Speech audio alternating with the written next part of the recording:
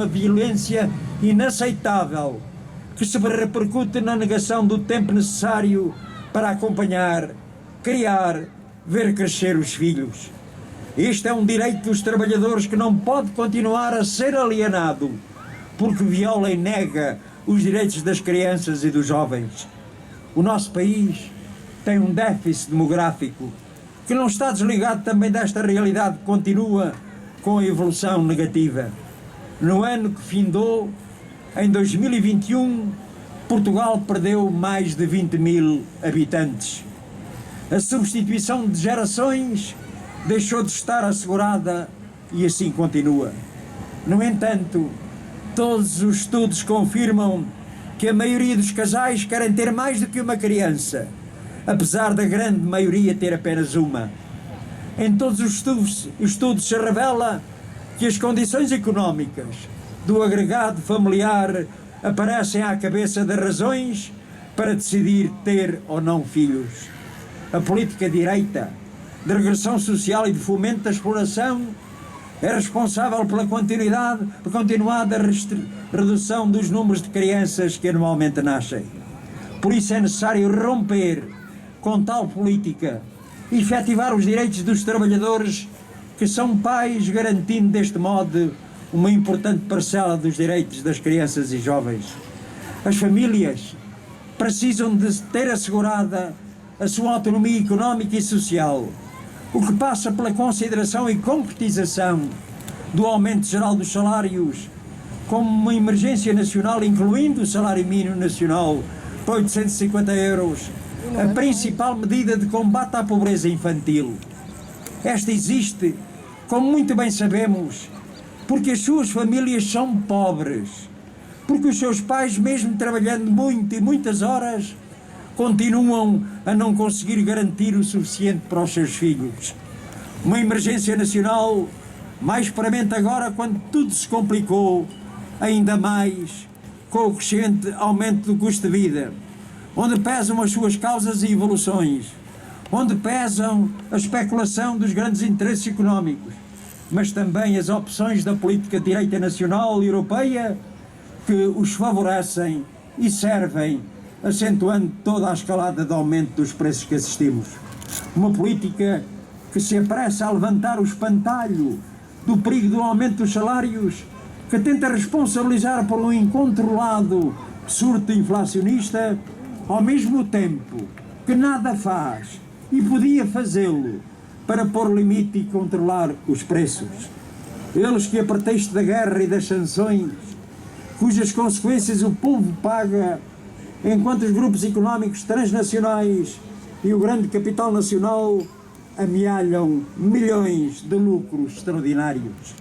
Falar dos direitos dos pais e das crianças exige dar combate à desregulação dos horários, combater os horários selvagens, que põem pais e mães de crianças pequenas a trabalhar por turnos, à noite, ao fim de semana, obrigando os filhos a viver ao ritmo dos turnos dos pais, a não verem acordados durante semanas, a não terem um fim de semana juntos durante meses. Exige reduzir o horário de trabalho para as 35 horas para deixar tempo para viver, para que a vida das famílias com crianças não se resuma à rotina escola, trabalho, escola, banho, jantar e dormir, sempre à pressa. As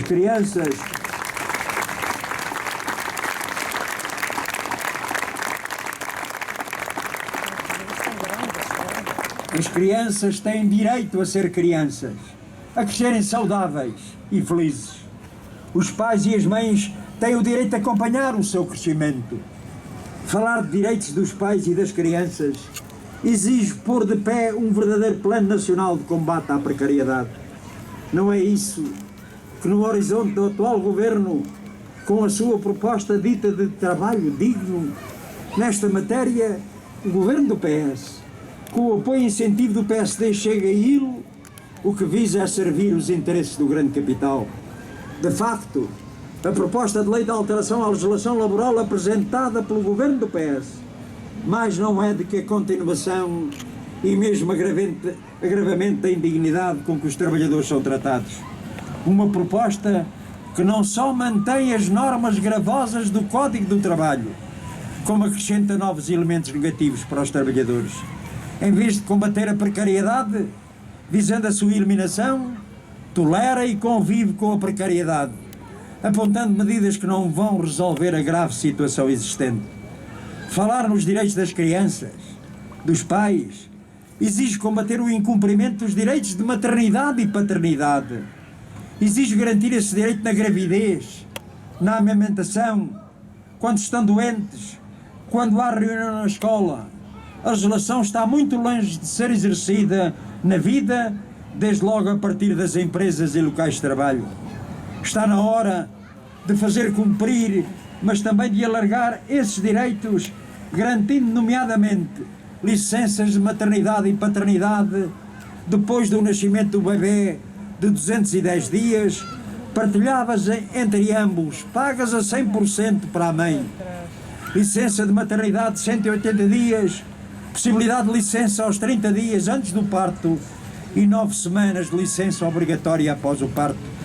Ter filhos é evidentemente um projeto de vida que não pode ser imposto a ninguém, mas também cumpre uma função social que a sociedade deve apoiar da mesma forma que deve garantir a todas as crianças as condições para que tenham um desenvolvimento integral.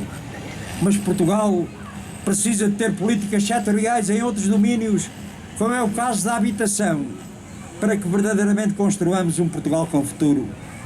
A situação existente, com o aumento do preço das rendas, incompatível com os salários e rendimentos de vários leques da população trabalhadora, é uma forma de constrangimento à concretização dos direitos das crianças e dos pais. Vivemos uma realidade onde está presente uma muito diminuta oferta de habitação pública para arrendamento. É necessário e urgente assegurar um forte investimento nessa área, que não pode ficar apenas dependente dos fundos da União Europeia e precisa de uma forte componente do orçamento do Estado. Sim, é preciso um efetivo programa de promoção pública de habitação nos regimes de renda apoiada e de renda condicionada. Por fim, as crianças também precisam de tempo. Tempo para brincar, para dormir o suficiente, para conviver com a família, com os amigos, para estar ao ar livre. Por isso propomos a criação de um Plano Nacional de Ocupação de Tempos Livres, em substituição do AEC, para não estarem o tempo todo fechado nas escolas, mas antes a experimentar, a alargar horizontes, ou mesmo só a brincar livremente. Há muito a fazer neste domínio, tal como na área da educação e do desporto escolar e na requalificação dos espaços exteriores das escolas. Sim, brincar é um direito que temos de garantir.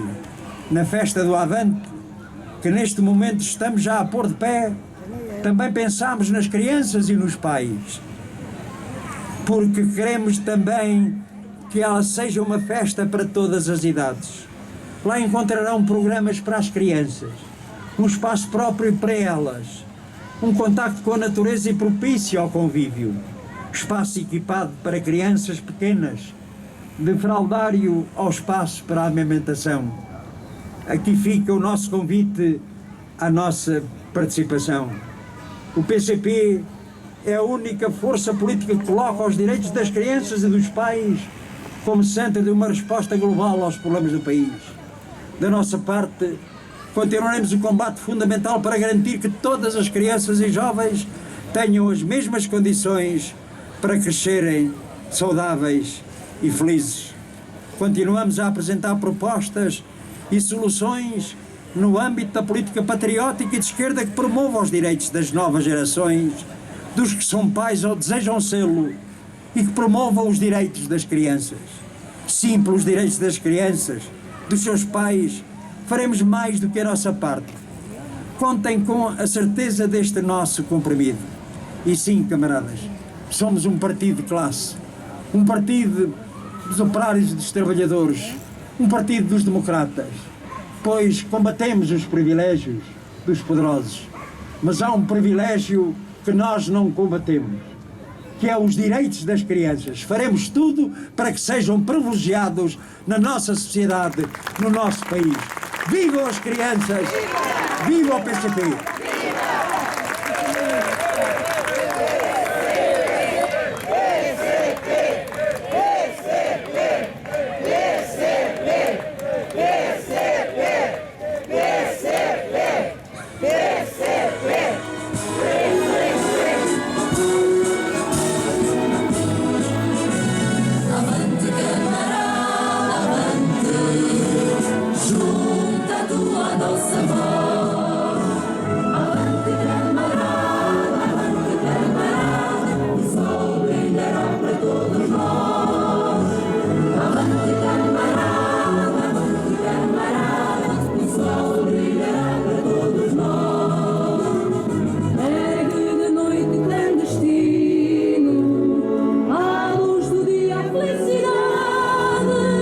Que o novo sol vai nascendo em nossas vozes, vai crescendo.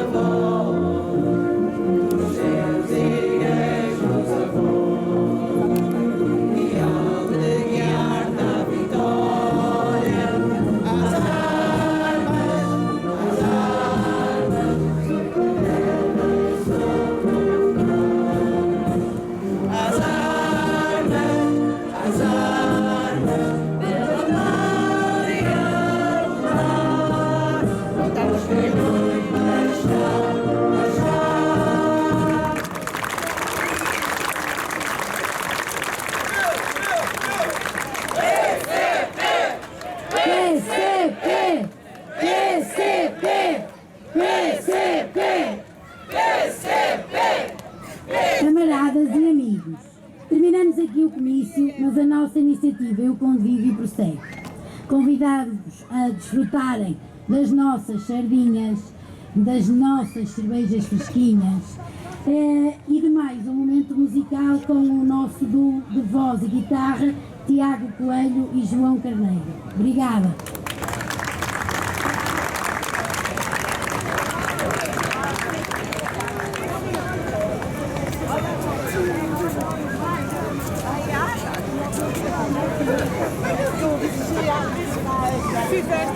Nicht so geil, die Presse ist nicht mehr das Bad.